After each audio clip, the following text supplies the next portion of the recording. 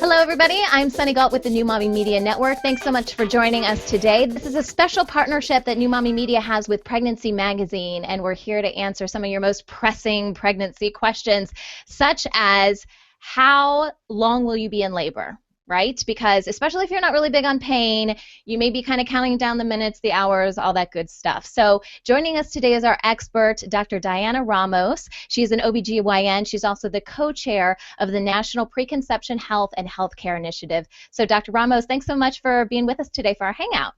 Thanks for having me, Sunny. All right, so when we talk about vaginal deliveries, because obviously it's going to be different for C-sections, but when we're talking about vaginal deliveries, how long are women typically in labor?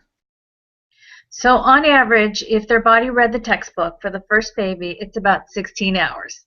And I say that because that's just on average, and really it can be a spectrum of labor time. You know, that first part when the body is just starting to get into labor, that latent phase, that really can vary. That's the one that could be several days. And you hear women saying, I've been in labor for several days, for a week. Well, they're just starting to get into that active labor.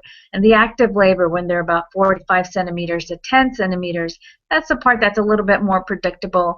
You know, women dilate from anywhere to half a centimeter to a centimeter every hour and a half or so. So it really is more or less steady, and then you pushing the baby out is usually no more than 2 to 3 hours if they've had an epidural, you know, at the most. So on average, yeah, but there is no definitive magic answer that this is how long you're going to be in labor, and you can start the timer and figure it out from there. Right, of course.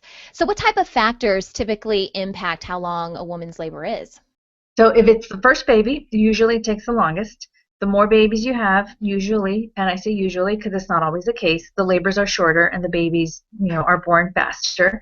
Also depending upon the size of the baby. So the bigger the baby, usually that slows down the labor as well as the position of the baby. So the baby is coming face up, okay, instead of face down. That's a little bit more challenging to come down through the pelvis and to have the baby turn, and that can also slow the labor down.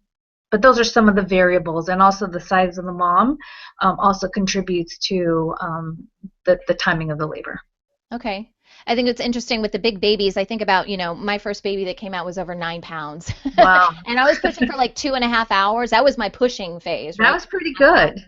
Yeah. And he eventually came out and everything was good, but I kept thinking, man, how long are they going to have me push for? So for that pushing phase, like for you, what do you typically recommend? Like, does it get to a point where, wow, this mom's been pushing for a really long time, we need to consider other options? What's the time period there for pushing So specifically? there are guidelines that are published, you know, that really help give us some direction as to how long a woman should be pushing.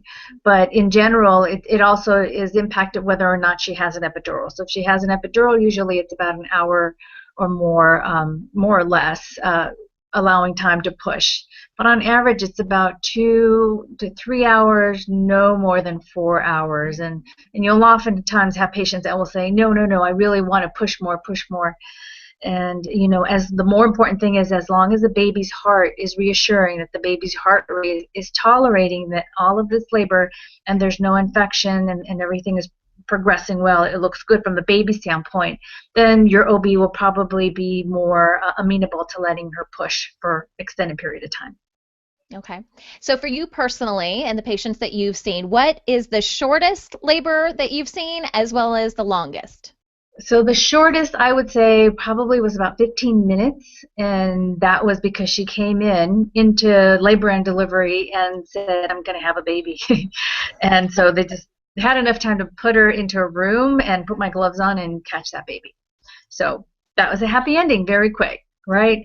And Right. the longest is when we have to induce a labor. So from women who are starting with their cervix closed and hard and pushing her body to get into that latent phase and then active labor. And I've seen that go up to 3.5 days. So in the hospital. So it's fun. So those mamas are tired probably at the end of that. That's why they call it labor. Yes, unfortunately. Right. It's not called vacation, right? Yes. All right. Well, Dr. Ramos, thanks so much for being with us today. We appreciate your time. And thanks to everyone for watching our Hangout. Be sure to visit newmommymedia.com as well as pregnancy-magazine.com. We've got some great articles, great podcasts. We have apps. Everything is available to you through those two websites. And we hope to see you on the next Hangout. Thanks so much.